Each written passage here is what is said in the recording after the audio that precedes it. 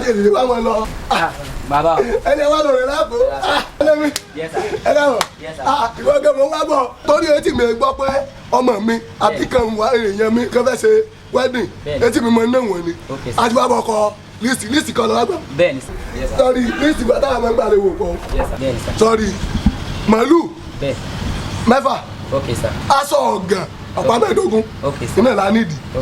Èyí bá kó àtùmọ̀ sọ́mọ. Owó. Mo ti gbàgbé wo kọ́kọ́ sí. Mo máa ń gbọ́kọ́. Tọ́lọ́kọ̀ ni ó gbé mi wá bí wedding.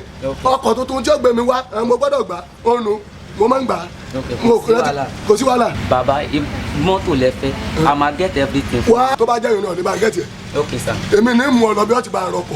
Ibo lẹ fẹ́ sir. Nígbà wo lára yìí ni? Okay. Bá ṣe rà fẹ́.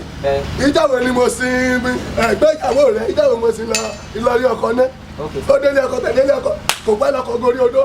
Bàbá ẹ má wọrí nǹkan tẹ bá fẹ́ èmi ò bá yín fẹ́ ìyá bàbá ìyàwó mi lẹ jẹ́ gbogbo nǹkan tẹ bá fẹ́ máa bá yín. àti ìwọlé yẹrẹ fún lọmọ. Ibo lẹ fẹ́ ká ibi tí mo fẹ́ ọ̀dọ̀ Alájà Adébásì ni o. Okay sir. Alájà Adébásì. ọ̀dọ̀ Alájà Adébásì gbọ́tọ̀. Okay ibo náà wà ká lè lọ sílẹ̀. ṣebí tó wà ní ńlọrọdù. ìbáwò. ọmọ ọjọ́ nìbàdàn tó bá ti dọ́jọ́ ọ̀nà tó lọ sọ́nà Ọ̀yọ́ expressway ibẹ̀ lọ́fíìsì wọn wà. níbi roundabout ibẹ̀ lọ́fíìsì wọn wà. dákun mo fọlọ́ mi ò bá ọkọ̀ tó dà o bá ọkọ̀ tó gbẹ̀mí. Kò sí wàhálà. Ǹjẹ́ o fẹ́ gbé yìí fún mi?